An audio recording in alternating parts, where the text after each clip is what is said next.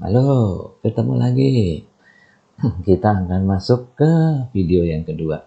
Kita lanjutkan video sebelumnya, yaitu saudara sudah saya kasih rumus untuk membuat dugaan interval rata-rata standar deviasi populasi diketahui, yaitu kita jumlahkan X bar rata-rata sampel dengan Z alfa per 2 nilai tabel Z. Kenapa? Karena standar deviasi populasi yang diketahui dikali tau. Tau ini apa? Standar deviasi populasi per akar N. Oke ya. Nah, ini yang harus saudara ingat. Ya, jadi ini yang harus saudara ingat. Confident level saudara, ya. Maaf. Confident level saudara 90%, 95, 99%. Ini satu min alfa. Maka kalau satu min alfanya 90, maka alfanya 0,1. Alfa per 2-nya 0,05. Maka Z alfa per 2-nya ini yang juga saudara harus ingat. Ya. Jadi kalau contohnya confident level 95%, alfanya 0,05. Karena dibagi kiri dan kanan, bawah dan atas, maka alfa per 2-nya 0,025. Maka nilai Z alfa per 2-nya adalah 1,96. Oke ya.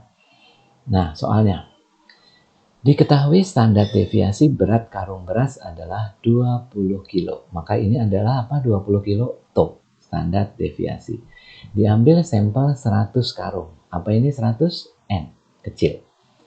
Kemudian dihitung, ternyata rata-rata beratnya adalah 82. 82 ini apa? N, X bar, maaf. Rata-rata sampel. Pada tingkat keyakinan 95%. Apa ini? 1 min alfa. Buatlah dugaan interval rata-rata berat per karung berasnya. Saya jadi kayak orang PO ya, interval. Ya.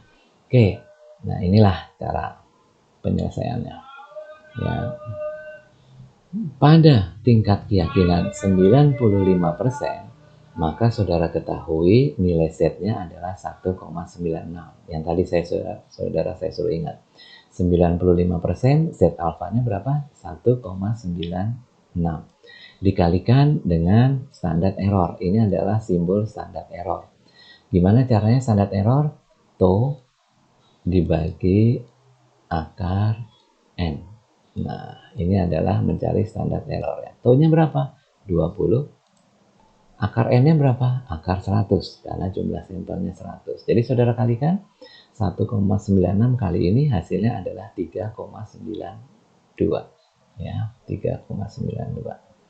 Ya, jadi pada saat tingkat keyakinan 95%, margin of error-nya adalah 3,92. Oke ya, paham ya? Kemudian bagaimana? Masukin ke dalam rumusnya. Mudah kan? Tadi rumusnya apa? X bar. X barnya berapa? 82.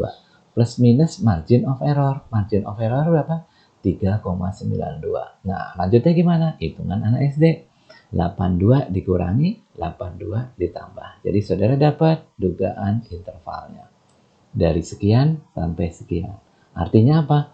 Saudara yakin 95% bahwa di dalam interval ini termasuk atau terdapat rata-rata populasi. Oke? Paham ya? Paham pasti. Sekarang gambar. Nah, gambar apa ini? Saudara melihat ini kodok? Bagus, bisa melihat ini kodok hidup di sawah. Tapi saudara juga harus bisa melihat bahwa ini adalah kuda. Nah, ini rambut kuda nih, rambut kuda. Ini kupingnya kuda. Nah, ini matanya. Dan ini adalah moncongnya kuda. Jadi kudanya lagi menghadap ke atas ya, kayak begini. Nah, begitu. Oke? Nah, gambar apa yang saudara lihat di sini? Gambar tikus, Pak. Betul, 100. Tapi ini juga gambar profesor. Ini kacamatanya. Ya, ini kacamatanya. Ini hidung mancungnya si profesor. Ini mulutnya. Nah, ini profesor statistika. Oke, ya. Tapi yang pasti bukan saya itu. Ya. Nah, sekarang bagaimana kalau standar deviasi populasinya tidak diketahui? Nah, cirinya apa kalau standar deviasi populasi tidak diketahui? Saudara dikasih data. Dari data itu, maka saudara harus hitung X bar. Ya, jadi dari data itu, saudara harus hitung X bar. Mudah, jumlahin data dibagi dengan ukuran sampelnya berapa. Kemudian saudara juga harus cari S-nya. Nah, ini dia. standar deviasi sampel. Caranya gimana? Saya izinkan saudara pakai kalkulator. Ada kalkulator saintifik yang bisa menghitung. Atau kalau mau mudah, karena ini ujiannya di rumah, saya nggak ngelihat, saudara bisa gunakan laptop dan pakai Excel. Di Excel ada formula untuk standar deviasi. Oke ya, diciptakan oleh William Gosset. Ini nggak perlu lah saudara baca sendiri ya. Distribusi T ini menggunakan degree of freedom. Degree of freedom ini adalah untuk melihat pada saat alfanya sekian, degree of freedom-nya itu berdasarkan jumlah sampel yang ada. Ya. Jadi makin tinggi degree of freedom, maka kurvanya akan mendekati normal. Ya. Jadi saudara lihat seperti ini. Makin tinggi degree of freedom, maka kurvanya mendekati normal. Ya. Nah, kalau degree of freedom-nya 100, wah ini artinya adalah benar-benar mendekati standar normal. Nah, standar normal atau nilai Z normal terlihat di tabel T yang paling bawah. Jadi pada saat tabel T degree of freedom-nya tak terhingga, maka itu adalah nilai untuk standar normal. Kalau saudara lihat di sini, ya ini tabel T. Jadi di tabel T ini, kalau saudara lihat yang paling bawah ini ternyata benar kan? Ini normal. Tadi dipakai kan? 1,645, 1,96. Nah, yang dipakai ini tadi 1,96. 1,96 ini tadi alfanya berapa?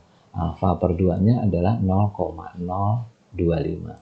Kenapa 0,025? Karena alfa 0,05 dibagi 2, kiri dan kanan. Kirinya jadi 0,025, kanannya jadi 0,025 juga. Masih ingat ya yang tadi? Ini adalah tabel T. Ya, itu adalah tabel T. Nah, ini adalah rumus untuk mencari dugaan interval jika standar deviasi populasinya tak diketahui.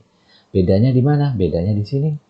Jadi ini bukan Z alfa per 2, tapi T alfa per 2. Dan bedanya lagi, satu lagi adalah S. Ya, S ini dari mana? Saudara cari yang tadi saya bilang, S boleh pakai kalkulator atau pakai Excel. Jadi ini yang membedakan antara standar deviasi populasi diketahui dan tidak diketahui.